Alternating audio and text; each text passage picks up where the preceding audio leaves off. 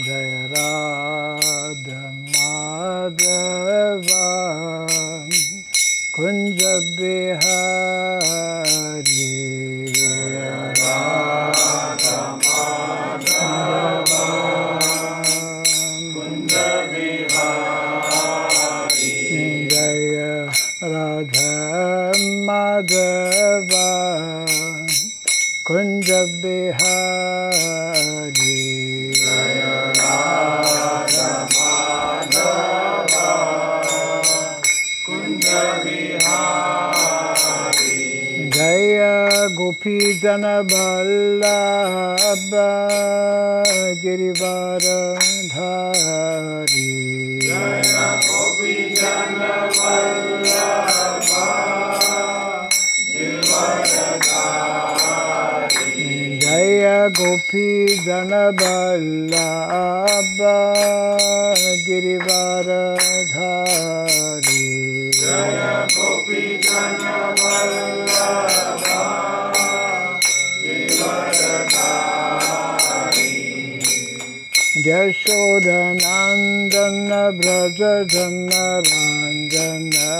Yashodanandana Braja Jana Ranjana Yashodanandana Braja Jana Ranjana Yashodanandana Braja Jana Ranjana Jamuna Tira Vanam Chari Jamuna Tira Vanam Chari Jamuna Tira Vanam Chari Jamuna Tira Vanam Chari Jaya Radha Madhava Kunja Bihari Jaya Radha Madhava Kunja Bihari Jaya Radha Madhava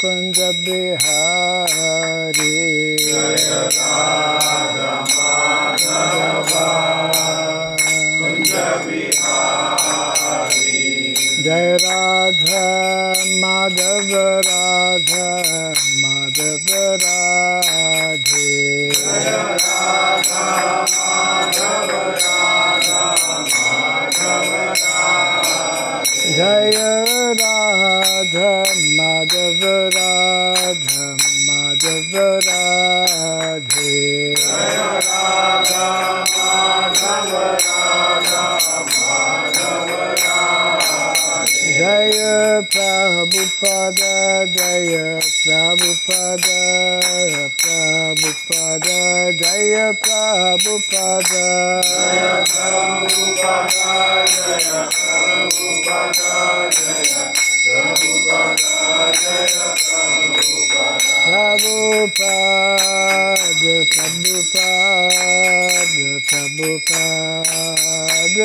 Prabhupada Jaya Jaya Prabhupada Prabhupada Prabhupada Jaya Jaya Prabhupada Jaya Jaya Prabhupada Prabhupada Prabhupada Jaya Jaya Prabhupada Jaya Jaya Prabhupada Prabhupada Prabhupada Jaya Jaya Prabhupada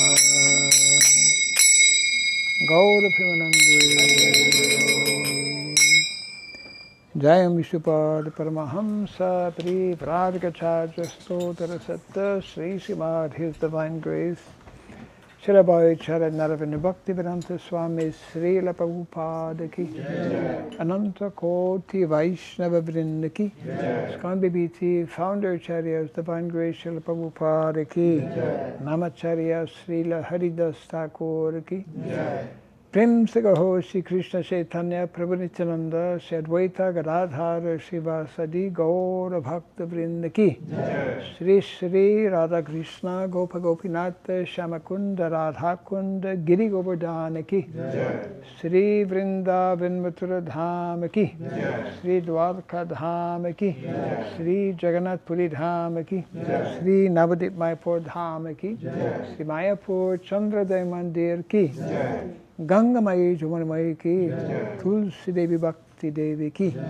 Harinam Sankirtan Ki Samaveta Bhakta Vrinda Ki Transcendental Book Distribution Ki Jai Shri Shri Gauranitai Ki Jai Shri Sri Jagannath Baladev Subhadra Devi Ki Jai Shri Krishna Balaram Ki Jai Shri Giri Govardhana Ki Jai Nitai Gaura Pimanande. All glories to the assembled devotees. All glories to the assembled devotees. All glories to the assembled devotees. All glories to Sri Guru and to Sri Gauranga. All glories to Srila Prabhupada Ki. Om Ajnanatimirandasya Gyananjana Shalakaya Chakshuranmilitam Jena Tasmai Sri Gurave Namaha Sri Chaitanya Manovistam Stapitam Jena Bhutale Swayam Rupa Kadamahyam Dadati Swapadantikam Nama Om Vishnu Padaya Krishna Pristaya Bhutale Srimate Bhakti Vedanta Swami Niti Namine Namaste Saraswati Deve Gauravani Pracharine Nirvisesha Sunyavadi Pasyacha Deshatarine Jaya Sri Krishna Chaitanya Prabhu Nityananda Sri Advaita Gadadhara Srivasadi Gaura Bhakta Vrinda Hare Krishna Krishna Krishna Hare Hare Hare Rama Rama Rama Hare Hare. Everyone may kindly repeat two short mantras. One of them is well known, the other one maybe, not maybe, is less known. Om Namo Bhagavate Vasudevaya. Om Namo Bhagavate Vasudevaya. Om Namo Bhagavate Vasudevaya. Om Namo Bhagavate Vasudevaya. Om Namo Bhagavate Vasudevaya. Om Namo Bhagavate Vasudevaya. And the mantra you have to hear attentively. Om Surabhyai Namah. Om Surabhyai Namah. Om Surabhyai Namah. Om Surabhyai Namah. Om Surabhyai Namah. Om Surabhyai Namah. Mukam karoti vachalam pangum langayate girim Yat kripa tamaham bande Sri Gurum Dinataranam. Yat kripa tamaham bande Sri Gurum Dinataranam. Hare Krishna. I was expecting 3 or 4. We have a good group here. Thank you all for coming.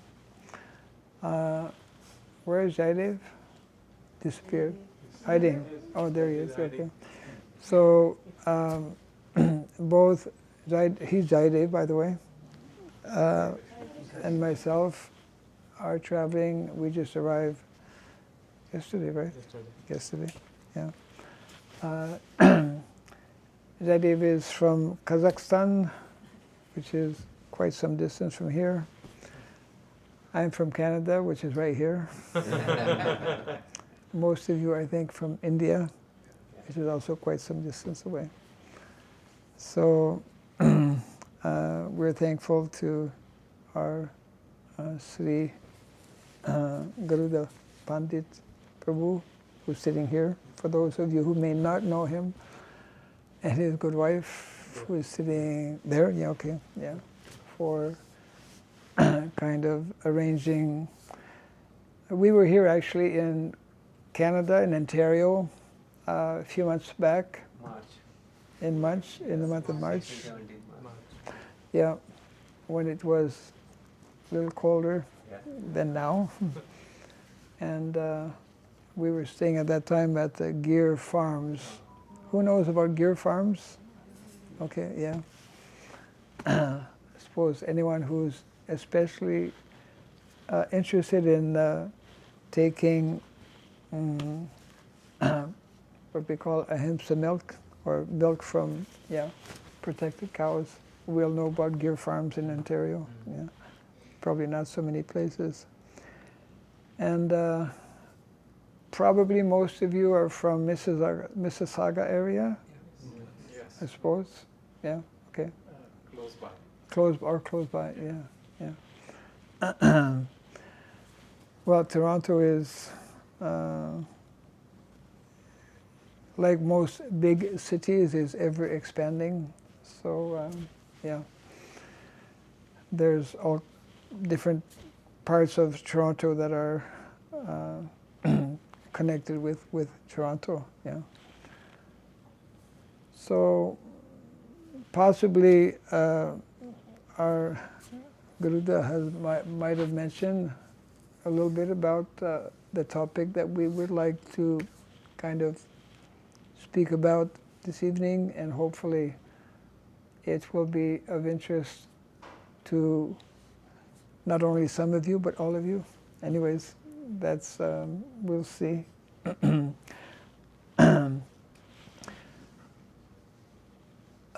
I'm actually originally from Ontario, but northern part of Ontario, and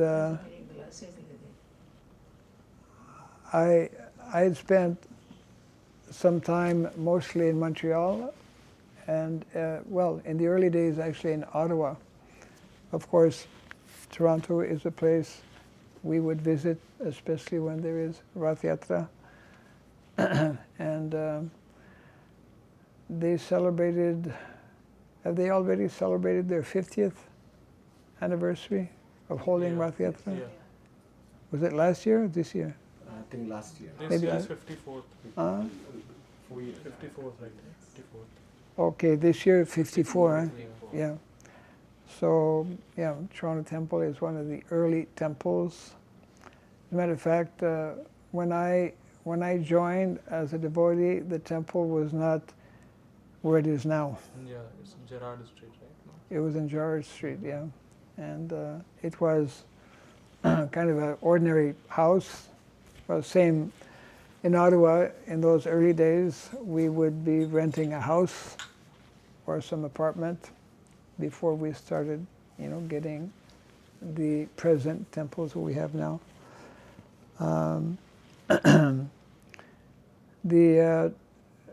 Actually, both Jayadev and myself have been, probably for quite a few months, traveling to different places, to different countries, trying to introduce a topic which is, I would say, of major importance, and that's the main reason we have decided to spend some time in Canada to, yeah, I can have a look at it, to introduce the, it's a particular theme,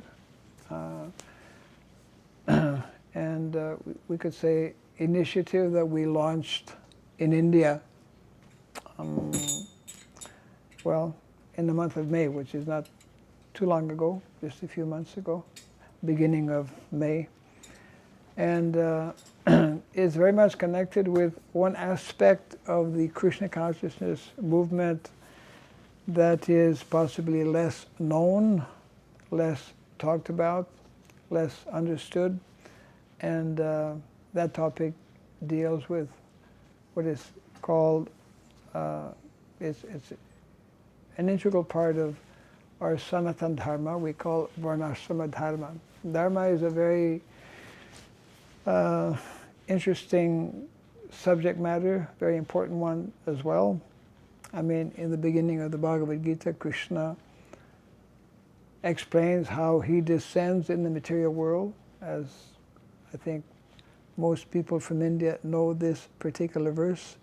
Paritranaya sadhunam vinashaya chaduskritam dharma samstapanarthaya sambhavami yuge yuge. I descend in the material world for three reasons. To give protection and association to my devotees, to annihilate the miscreants, and to re-establish, when necessary, the principles of dharma. And dharma is, most of us, at least in the Western world, outside of India, before coming in contact with Krishna consciousness, had never heard of the word dharma. Of course, even in India, the word dharma probably means many things to different people. And I would say the unique feature, one of the many unique aspects that Srila Prabhupada introduced and clarified, I would say, is the meaning and definition of dharma. So if I was to ask, and I will, all of you, what is your, let's say, brief understanding of dharma? What would you say in a few words or a few sentences? Yeah? You do that. It is the occupation of a person. Occupation of a person. Eternal occupation. Okay, yeah. Eternal duty. Eternal duty, eternal occupation. To find our lost relationship with the Krishna. Find our lost relationship with the Krishna. Finding out our relationship with Krishna. Yes. Righteousness. Righteousness. Okay, comes to mind also. Anything else? The rules and regulations laid down by the Lord. Following rules and regulations laid in the Shastra. In the I suppose. Shastra. Yeah, okay. Yes. Now, if we were to go a little bit, and that's what we'd like to do. There are generally, as a matter of fact, Prabhupada, when he first began to explain dharma, he spoke about the difference between dharma and religion. I'm sure you have probably heard such explanation, Prabhupada mentioning that actually dharma is not the same, is not equal to religion, because religion is something that we can change, isn't it? And we see this happening all the time. Somebody who's born maybe as a Hindu becomes a Christian, or somebody who's born as a Christian becomes a Hindu, etc., like that. So, whereas religion is based on, let's say, belief or faith, dharma, Srila Prabhupada would explain, is something that is not changing, because it has an eternal kind of nature or aspect. And of course it is connected with dharma, occupation, and pretty well all the things that you have mentioned. Varnashrama is actually, I would say, an intricate part of dharma. And generally when we think about or speak of dharma, we think more of the religious aspect. And and of course, especially those who are connected with what we call Vaishnava tradition. In our Vaishnava tradition, that is nicely summarized by Lord Chaitanya Mahaprabhu as the very well-known, famous verse, Jiver Surabhyai Krishna Nityadas, and which connects with the aspect of relationship, establishing, reawakening and re-establishing our forgotten or lost relationship with Krishna. That's a whole big, topic in itself, and in many ways it's like the essence of what is explained in books like Bhakti Rasamrita Sindhu, isn't it? Nectar of Devotion, because the essence of dharma is that aspect of bhakti or devotion, which is connected, of course, with relationship, etc. So this is one aspect of dharma, which is, I would say, for devotees of Krishna consciousness, is generally what we understand, what we discuss, and what we focus on. And we could classify that as what we call Jaiva Dharma. Jaiva Dharma is something, actually there's a book written by Srila Bhaktivinoda Thakur, most of you may know, that is specifically dealing with the subject matter of Jaiva Dharma. Jaiva Dharma, of course, referring to the Dharma of the Jiva, of the soul. Now, the other aspect, which is what I would like to focus on, not to neglect or to minimize the aspect of Jaiva Dharma, but Jaiva Dharma falls in the category of, let's say, spiritual swadharma. On the spiritual level, yes, this is like absolutely essential, and it's a very deep subject matter, which is meant to be ultimately our main focus, let's say, in life. Now, I would say of equal importance is the other aspect that we could classify as material swadharma. And that is less known in, let's say, modern society, not only amongst, let's say, non-devotees, but also amongst our own devotees.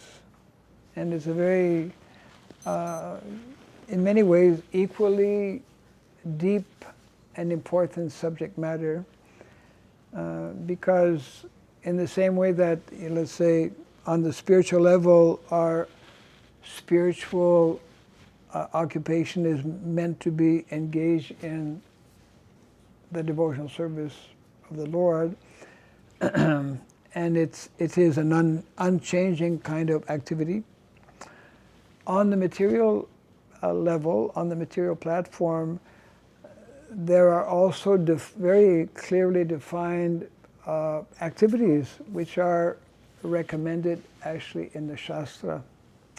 And that falls in the category, it's not just when we speak about Varnashrama, of course we all know it refers to Varna and Ashrama. And of course we all know that there are 4 Varnas and 4 Ashramas. But what is generally, I would say, lacking, and it took me many, many years actually to even begin understanding this aspect, that within our Vedic culture of Sanatana Dharma, these 2 dimensions of the spiritual aspect of Sanatana Dharma and the material aspect of Sanatana Dharma are equally, I would say, unchanging, isn't it? In other words, inasmuch as the natural activity of the soul is to be engaged in Krishna's service,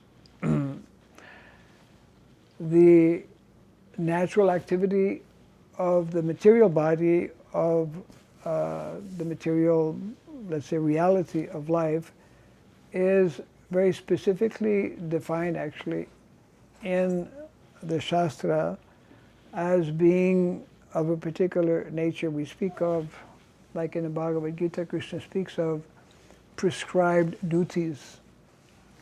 And prescribed duties are defined in various sections of the Bhagavatam especially as being very closely connected with an agrarian lifestyle.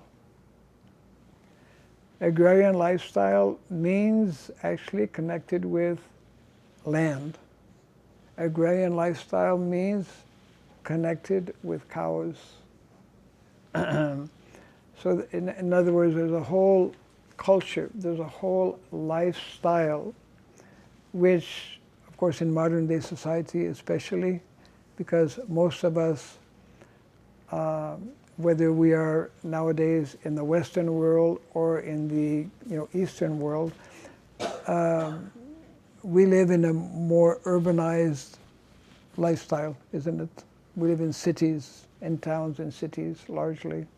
Of course, there are places like India, many Asian countries, Africa as well, where you still find a good percentage of the population. So it's important actually to go a little bit deeply in the subject matter. In the Mahabharata, one of the 12 Mahajans, Grandfather Bhishma Dev, speaks on this subject matter, and he is addressing Yudhishthira Maharaj. I'm sure you know the scene after the battle of Kurukshetra. Lord Krishna actually has chosen Grandfather Bhishma Dev, although he's in that very difficult physical situation of having been pierced by probably hundreds of arrows. But he chose him to actually speak on the subject matter, on many subject matters actually. And you find this described briefly. Of course, in Mahabharata there were so many, a whole large section. But in the Bhagavatam, the very first instruction that Grandfather Bhishma Dev gives to Yudhishthira Maharaj is referring actually to the importance of establishing and following the system of Varna and Ashrama. That's in the first canto, chapter 9 actually. Has anyone done Bhakti Shastri by chance? In Bhakti Shastri, okay. In Bhakti Shastri, that is covered actually, because they cover the first 6 cantos of the Bhagavatam. And Prabhupada actually nicely explains in the purport to that particular verse. It's 1926. 36. Yeah. Huh? 36. 36 or 26? In the book you have mentioned. I think there's an error. It's 26, I believe. Okay. In any event, you can check it up maybe, just to confirm. Yeah. Editing is important. So in that purport, Prabhupada explains how this is very significant that Grandfather Bhishma Dev has given this particular instruction. So Prabhupada explains that the more we actually follow that system which is created and given by Krishna, then the more we will actually develop our spiritual swadharma, the more we will actually develop spiritual qualities. In other words, there's a direct link, there's a direct connection between material dharma and spiritual dharma. Which means that actually, did you find it? So which one is it? 26 or 36? You can't use that because it's... Who has the Bhagavatam?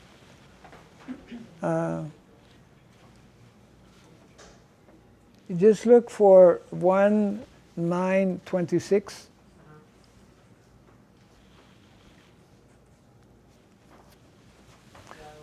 Huh? Shall I read translation? Yeah, 26. 1:9:26, huh? So if it is written 36, somehow I that, yeah. You've read 36, you're sure, huh? I'm not sure, but I have a glimpse.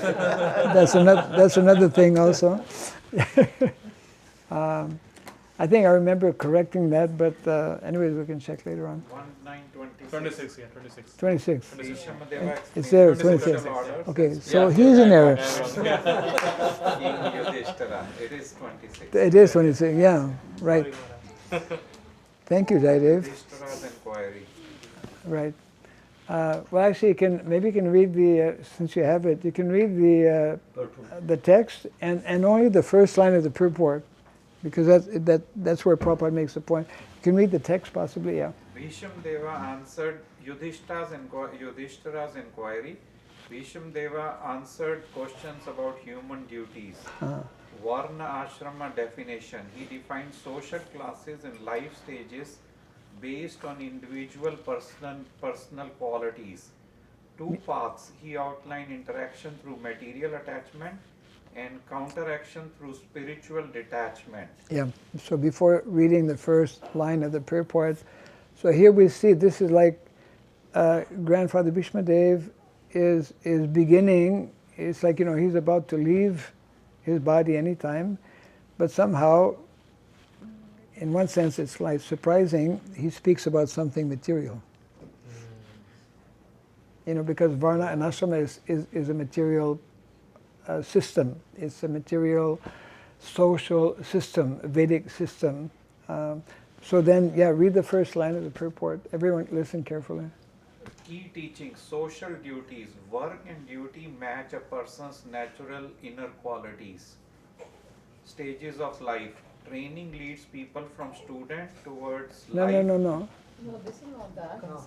The purport. conception of 4 parts The of purport of 1:9:26. Oh, purport, okay. Yeah, purport. First line. I think might have jumped. There's a conception. I think he jumped to the next verse, maybe.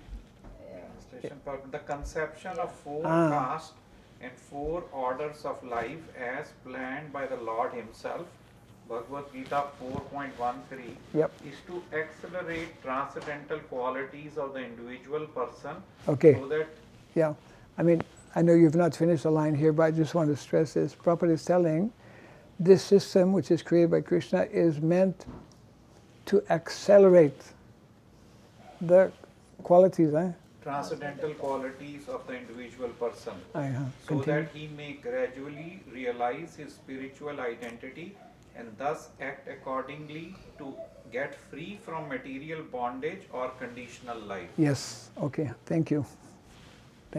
Yes. So here we see the direct link connection, what I was trying to explain a little earlier, between what we do materially, our material way of living, our material, let's say, lifestyle, and the effect on the spiritual aspect, isn't it? So that's why if you look at history a little bit, important to know a little bit of our history. It's only since the last couple of 100 years, since the days of what we call the Industrial Revolution, which is intimately connected also with the French Revolution in Europe, that we have actually kind of gone astray, that we have introduced a new kind of lifestyle. Before the Industrial Revolution, actually pretty well around the world, because industry had not been so-called discovered or invented, majority of people were living and closely connected with land, more natural lifestyle.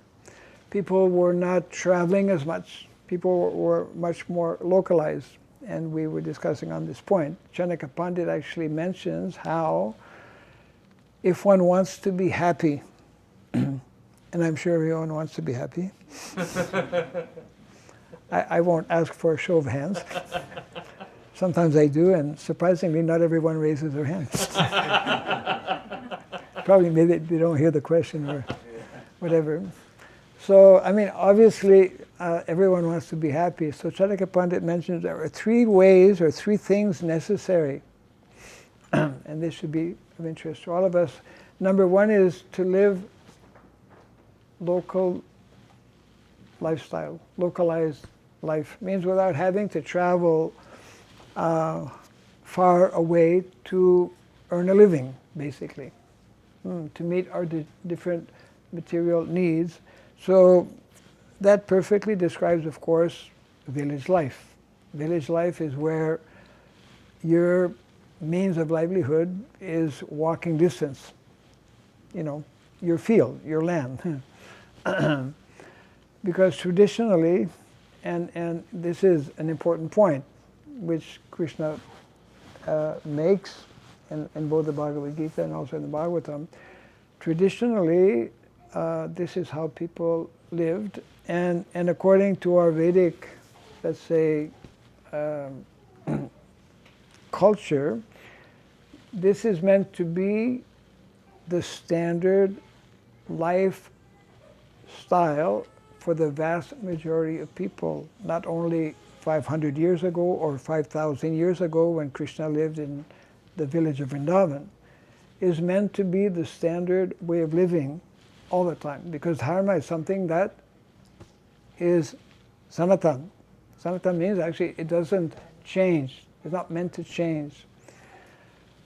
When we change, then, as we have done since the last couple of 100 years, then we can later on maybe go down to some of the major negative effects that happen, isn't it? So this is one of three aspects or instructions given by Chanakya Pandit. The more we live according to that particular instruction, then we will be more naturally happy and satisfied.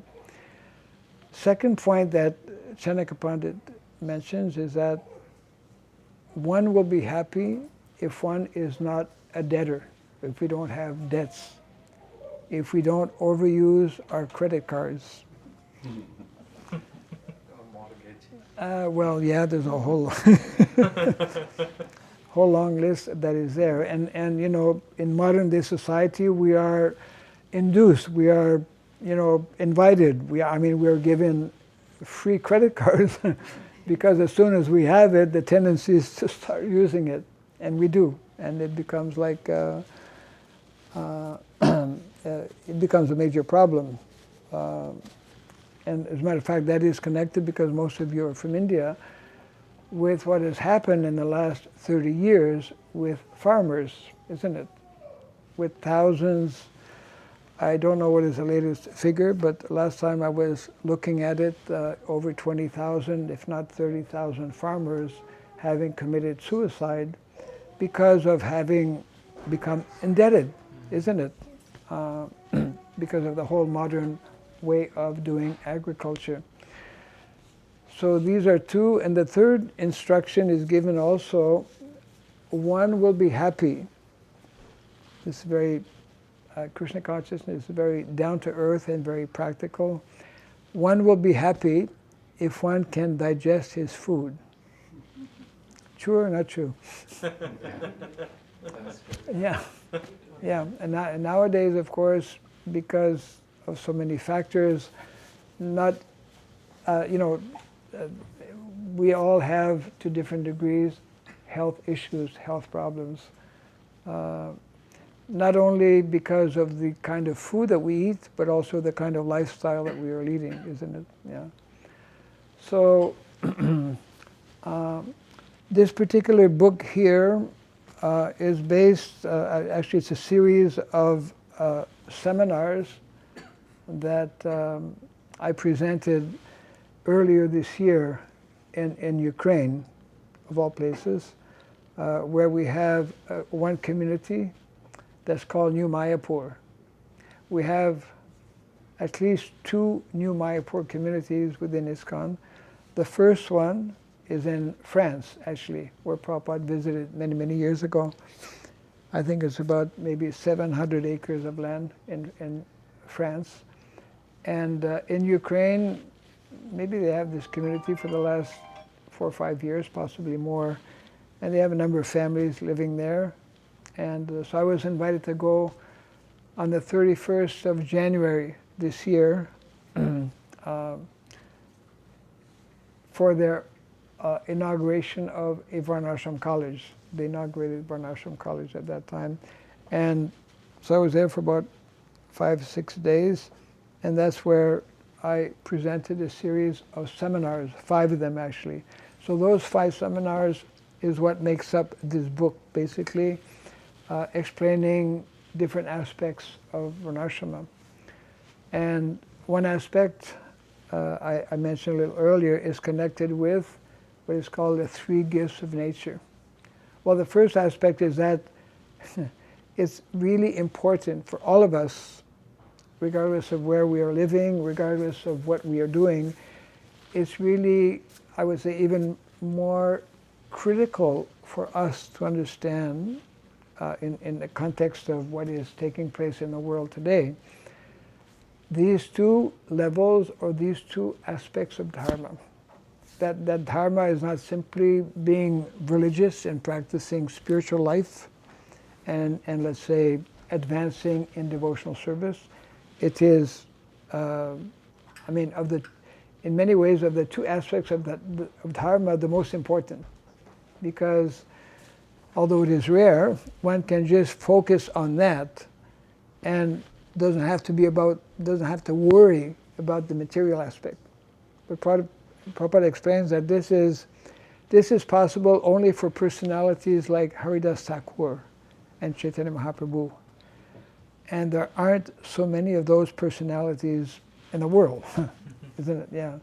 In other words, most of us, because we are conditioned by the gunas, by the material modes of nature, we need to actually follow the prescribed system and aspect simultaneously of Varnashrama Dharma and Jaiva Dharma, isn't it? And therefore, Prabhupada at one point, as a matter of fact, explained, and I believe this quote is in here, a number of important quotes given, by Srila Prabhupada are in this book. At one point in the conversation, Prabhupada explains how to become Vaishnava, to actually become a Vaishnava, because we tend to think, we are practicing Bhakti, we are followers of Lord Chaitanya Mahaprabhu, and Lord Chaitanya, advocates and promoted Vaishnavism. We are actually connected with Vaishnava Sampradaya, the Brahma Madhva Gaudiya Vaishnava Sampradaya. But Prabhupada was explaining how if we prematurely conclude or think that we have become Vaishnavas, that is dangerous, because it is not, Prabhupada explained, it is not so easy to become an actual Vaishnava. Actual Vaishnava is someone who is no longer connected or influenced by the modes of material nature. And as nicely explained also by one of our foremost acharyas, Srila Bhaktivinoda Thakur, he mentions in a book that is called Sajjana Toshani, that Varnashrama is that system created by the Lord for Vaishnavas in their conditioned state. Varnashrama is for the Vaishnavas who are still in their conditioned state. And if we read any of the books of the Goswamis, in particular the Nectar of Devotion, which is like meant to be our main guideline for practicing, isn't it, Bhakti, devotional service, we all know, we all understand that we begin with what is called sadhana bhakti. In sadhana bhakti, we are still connected with the modes of material nature. We're still influenced. And therefore, but if we follow, then gradually we can come up to the, higher levels.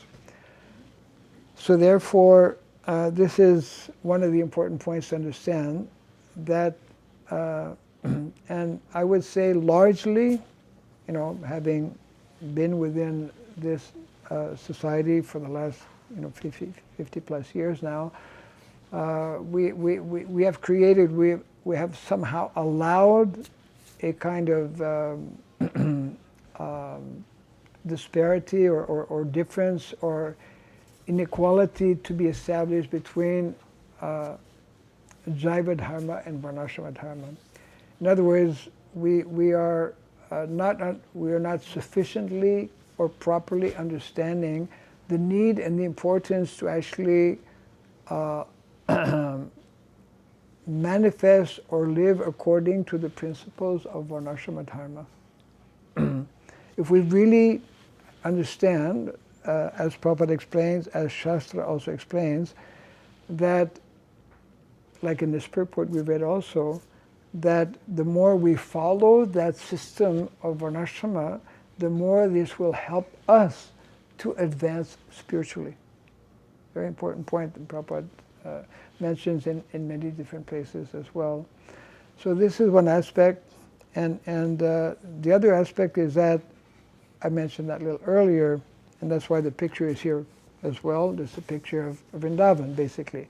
Krishna and Balaram, and maybe not so it's clear to see, but there's a picture of Krishna and Balaram along with cowherd boys, etc. So in other words, the second point is that village life is meant to be, for the vast majority of people, the norm and the standard. Why? There are many important reasons. One is that, probably for those who are householders, how many are householders? Majority are householders, except the younger generation. I'm not a householder. You're brahmachari. Yeah. So those who are householder means those who are married. What is meant? Let me ask the question.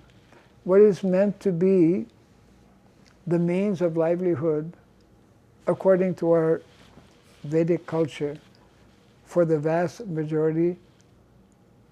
Now, before you raise your hands, just raise your hands if you actually know. What is meant to be, for the vast majority of householders, the means of livelihood? Cows. Depend on cows. Agriculture. Agriculture Yes, and cows. cows and agriculture. And what is a verse in the Bhagavad Gita? Factories. Verse. Krishi, Yeah. Goraksha. Krishi Gorakshavanijam Vaisha Karma Swabhavacham, 18th chapter of the Bhagavad Gita. Actually, we find, I mean, that's how Vedic culture is arranged. We find different verses that support the ideologies, you know.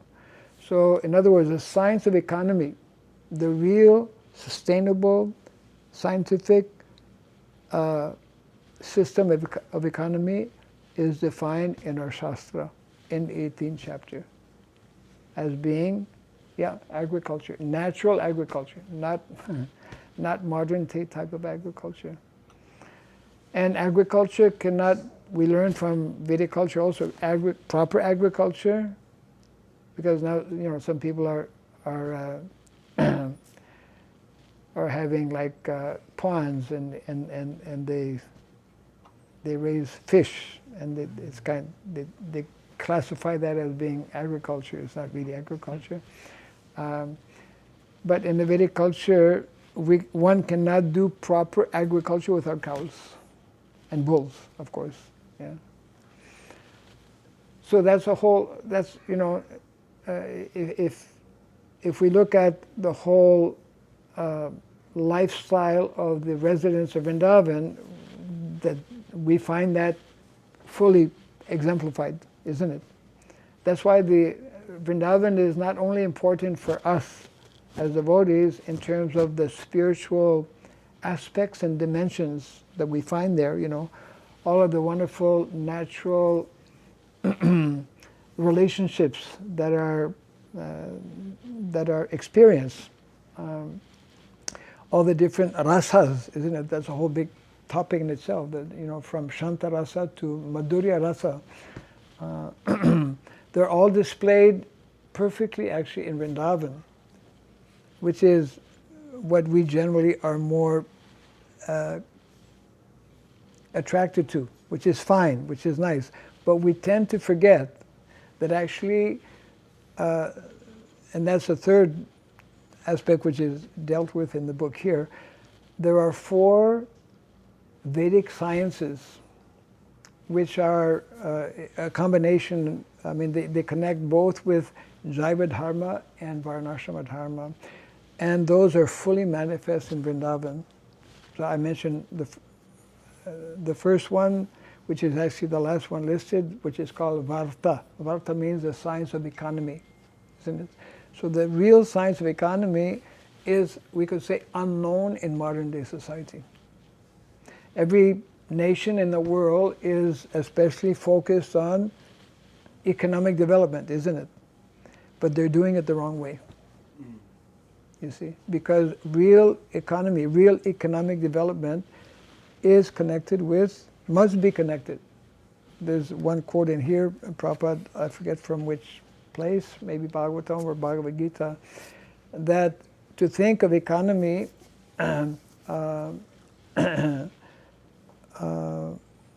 separated from land and cows is simply a myth. It's just like, it's not true. So therefore, that is something that we need to understand, that the real, that one of these four sciences is found, especially when we agree to live this more natural lifestyle. And the other one, amazingly, is another of the four sciences that's called Chaturvidya. Chaturvidya is the science of education.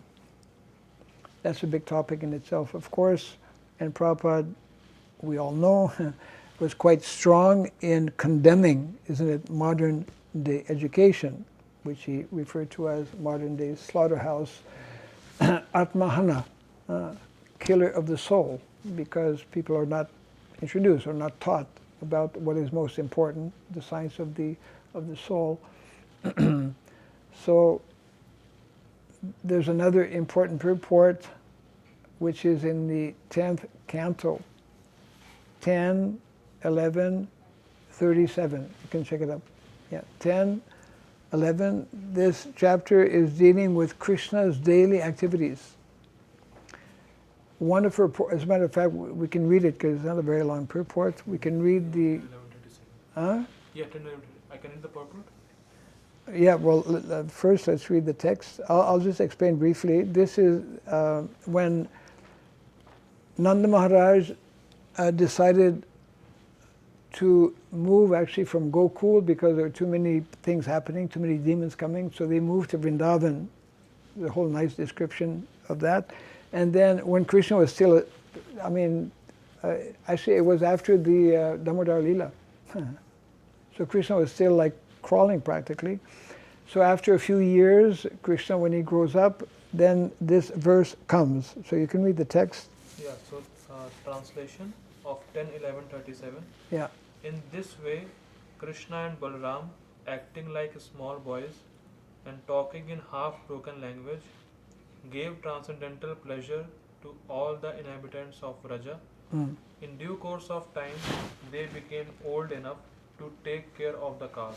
Okay, yeah, so that's the text. That means that they were living there, they had moved, and after some time they became old enough. That means approximately age 6. Anyone know what age young boys in India, probably something we don't see nowadays, what age young boys start looking after calves?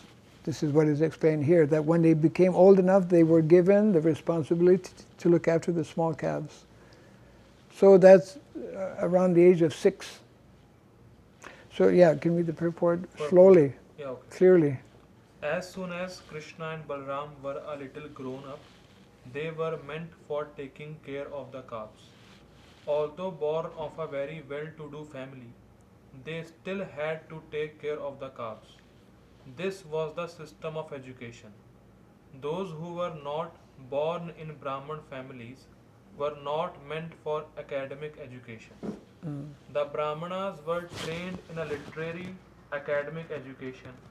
The Kshatriyas were trained to take care of the state, and the Vaishyas learned how to cultivate the land.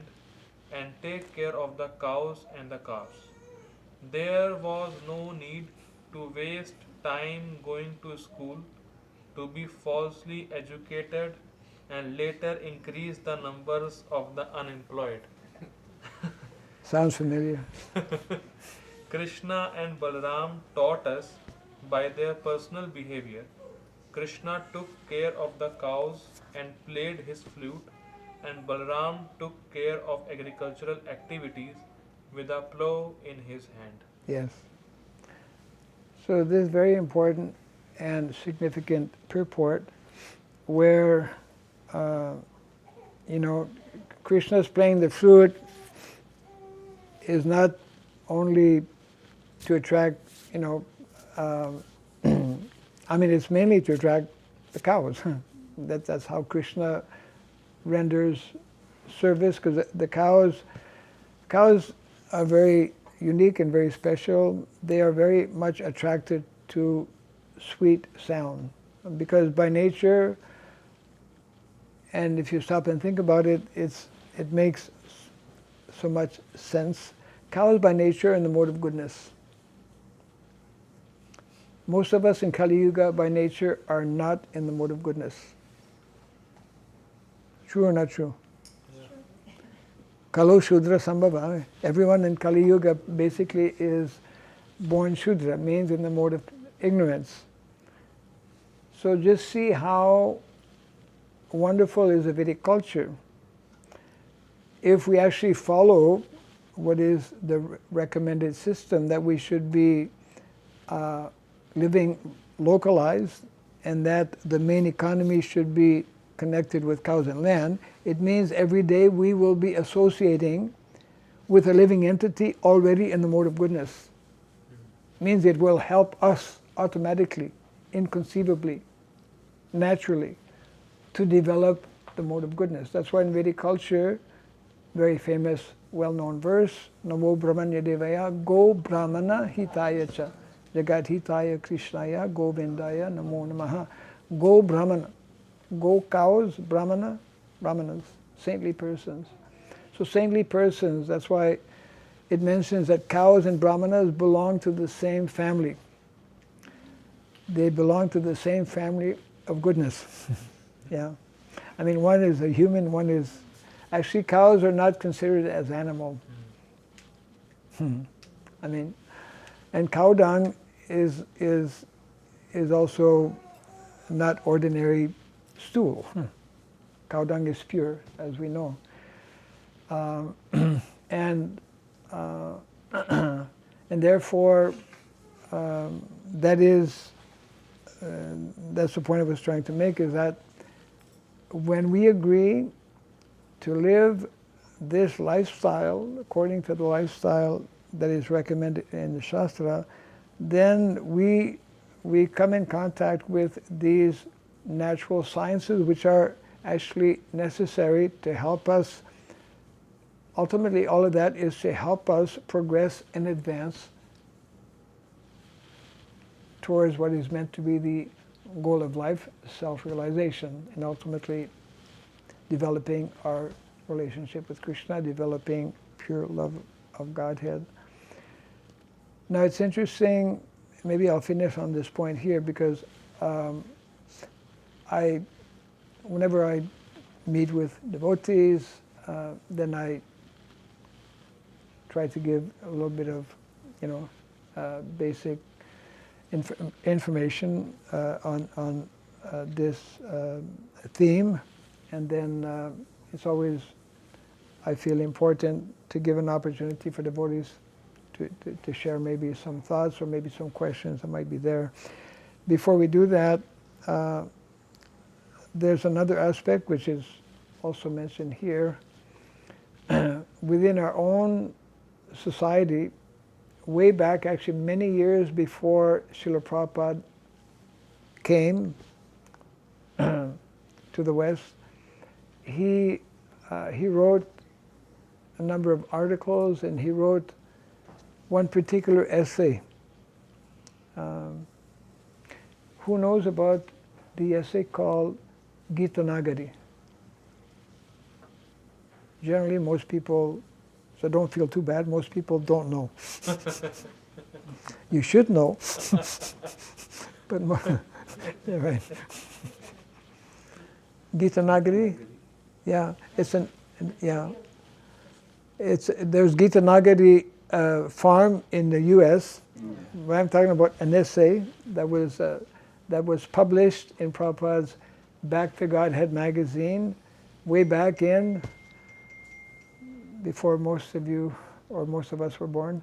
It was actually in the first time it appeared in a letter written in 1949, and then the actual essay appeared in 1956 in Back to Godhead magazine.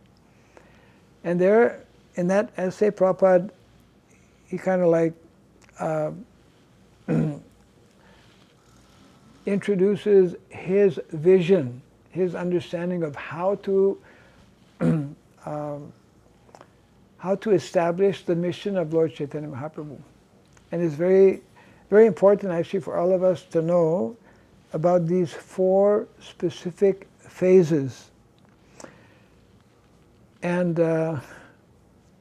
when we know these 4 phases, then we can directly see that Prabhupada followed this when he went to the West, when he came to the West.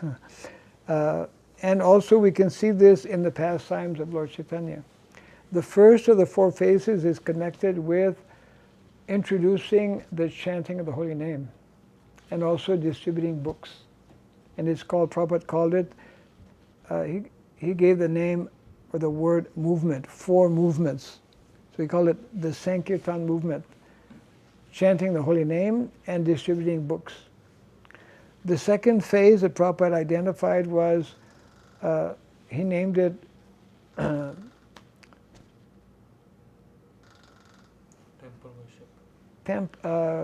temple worship movement. Yeah, means establishing temples, establishing deities, establishing places where people who have heard or received the book, they can come to know more. Now the third, Prabhupada called it spiritual initiation movement, giving training and education whereby people can become more committed and become part of Krishna's eternal family.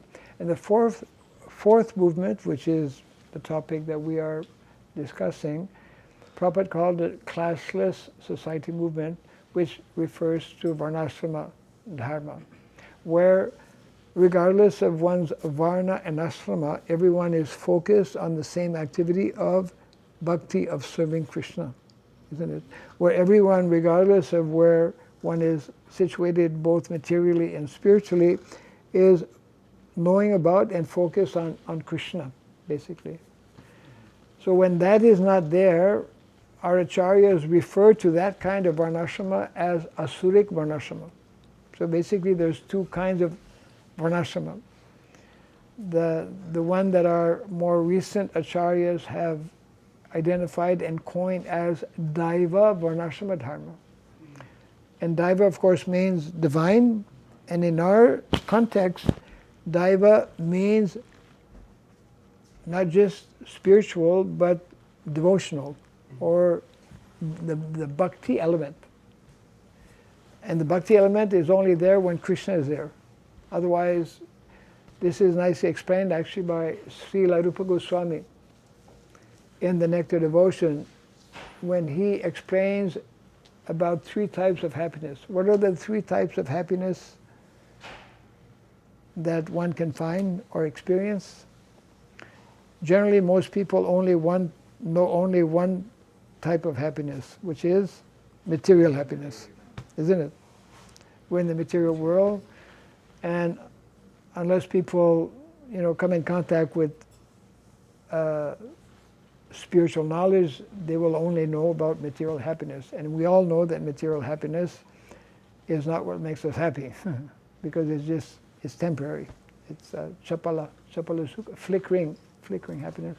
So Rupa Goswami explains the second level of happiness, he calls that spiritual happiness. But then so that means above the body. But then he goes higher, he speaks about devotional happiness. So Daiva Varnashrama means that devotional happiness, that devotional level. And anything that is devoid of that falls in the category of asuric Varnashrama, means still impure. It may even be spiritual, but it is lacking, let's say, the element of Krishna. And of course, most people are not spiritual also, so it's really, down in the in the ladder. Yeah. So these are are covered actually in this book here, and we have different devotees in different countries who are. Not all of them are connected with communities, but one of the aspects is to actually, if we really want, and I mean Srila Prabhupada and the whole movement of Lord Chaitanya Mahaprabhu is there to help us reconnect, revive, we could say, what is the essence of the Vedic culture. And so the essence, in other words, to summarize, the essence of the Vedic culture on the spiritual level is knowing about bhakti, devotional service to Krishna. And the essence of the Vedic culture on the material level is knowing about a system created by Krishna that is a perfect system. As a matter of fact, if you look in the 7th canto of the Bhagavatam, the last 5 chapters are given by, are the teachings of Narada Muni. Narada Muni gives a whole explanation, again, to Yudhishthira Maharaj, and therefore that's from chapter 11 to 15. The title of chapter 11 is Perfect Society, 4 social divisions. Then when we go to chapter 12, again the same title is there, Perfect Society, 4 spiritual divisions. So in other words, chapter 11 is dealing with the Varnas, and chapter 12 is dealing with the ashramas. And then he goes on, he speaks about ideal family life. In other words, this system is just like, bhakti, devotional service, the teachings of the Bhagavad Gita. This is all perfect knowledge that is given, that Krishna reveals, isn't it, at the beginning of every creation to Lord Brahma. And what we find in our Shastra is therefore a perfect knowledge that is not only perfect spiritually, this important point to understand, perfect knowledge not only spiritually but also perfect knowledge materially in terms of how we should live in this world to meet in the more simple and natural way all of our different necessities of life, whether they be physical, emotional, social, or spiritual. And therefore we have so many verses are there. Sarva kama duga mahi in the Bhagavatam. Sarva kama means all of our needs, all of our necessities of life come from mahi, which means the earth, land, isn't it? Our clothing comes from the land. Our food comes from the land. Material for building a house comes from the land. Medicine that we need if we are sick comes from the land. Everything actually comes from the land, and therefore so much of importance is given to living in connection with the land, living in harmony with the land. And the best way to do that is to also live in harmony with and to be connected with cow.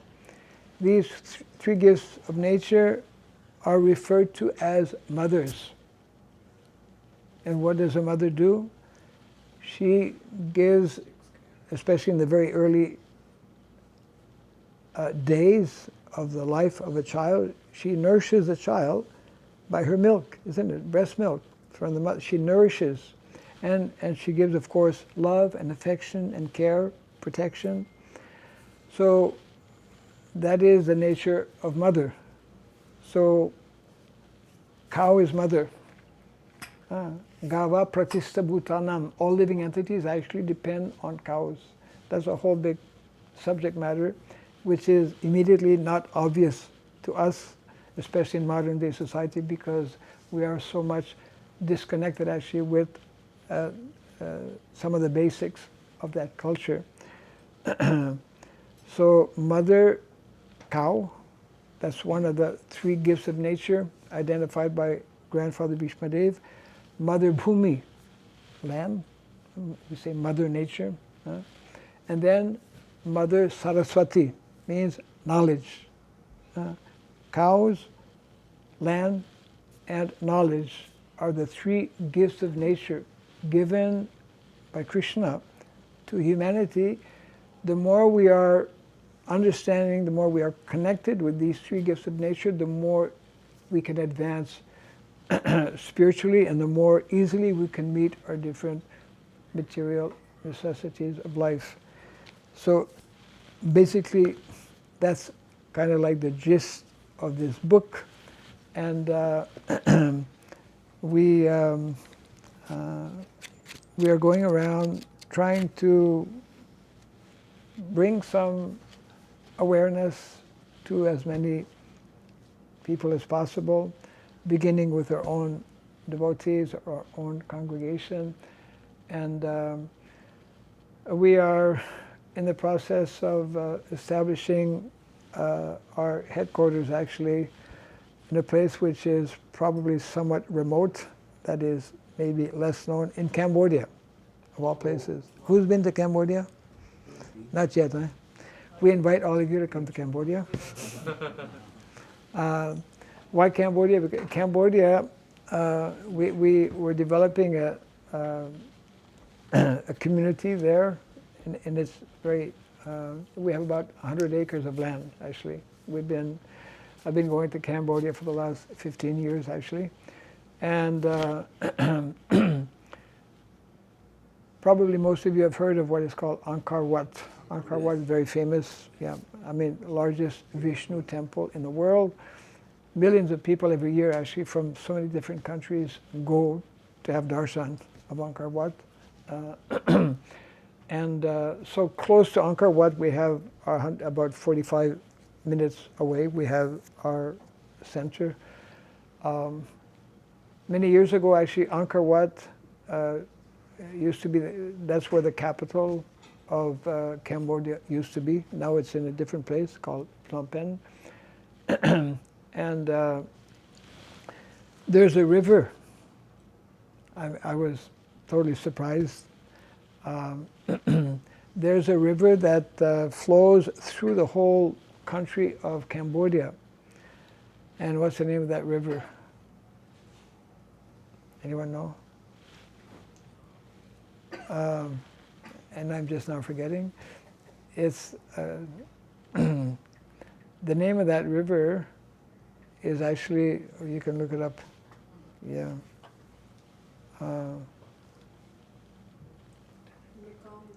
Mekong. Who said? Yes, Mekong. Mekong. The word Mekong actually means Mother Ganga. That river comes from the Tibet side. It's a rivulet of the Ganga. Amazing. You know? And it crosses through even like what used to be Bhutan, part of China, part of Laos also, and then it flows from Cambodia to Vietnam, then goes into the ocean. So, I mean, all of these temples, if you go to Cambodia, you'll see cows, you'll think you're in India. They have Indian cows with a hump, and you know, the flap in the front and whatnot, yeah. But the amazing thing is that they have forgotten to milk cows. Nobody drinks milk in Cambodia. They don't know. They have forgotten. I mean, Cambodia has gone through difficult times. I mean, there was like civil war some 30 years back, which still is having its effect, today. I mean, there was a large number of the population were wiped out. There was a whole communist regime was attempted at that time, and it's a whole, you can read about it, actually quite fascinating. And the language they speak is called Khmer language. I'll tell you something interesting. I was spending some time and met in Cambodia and met one Indian person who was like, he was actually from Brahmana background. So I was asking him, how long have you been in Cambodia? You must know the language by now. He says, no, I don't know the language. I said, why? He said, I tried many teachers. But I failed every time. I said, what happened? He says, he was telling, I'm from Brahmana family, I know Sanskrit. And when somebody tries to teach me broken Sanskrit, I can't learn it. Mutilated Sanskrit. So Khmer is mutilated Sanskrit. Oh, okay. I mean, of course, they think, I mean, everyone thinks their language is like perfect language. But all the languages we know have their root in Sanskrit, the original, Sanskrit being the mother. So there's an intimate link and connection. It's like Indonesia also. I've been going to Indonesia since many, many years. Indonesia and Cambodia used to be, I mean, at one time Cambodia used to be under Indonesia. Okay. Yeah, I mean, anyways, history. So Cambodia is touching Thailand, and as a matter of fact, Jaidev and I, that was, I think in October or November last year, Indigo airline were having their very first flight from Calcutta to Siem Reap, 3-hour flight. It's only 3 hours. We didn't know. We went to the airport to catch our flight. We'd booked, and we came a little early, didn't want to miss our flight. And where they have Indigo, place, it was all nicely decorated. We thought, wow, And so we decided to take some pictures. And then within a short time, we came to know that it was like their first flight. So Indigo people, they took our photo as, so, and they published it in the newspaper also. Yeah. And so there was a whole reception once we arrived in Siem Reap also. Jaidev still they gave everyone like a short chadar and flowers and whatnot like that, yeah. So there's an intimate connection, and especially because we have land there, because in India it's difficult to get 100 acres of land unless you're a crorepati.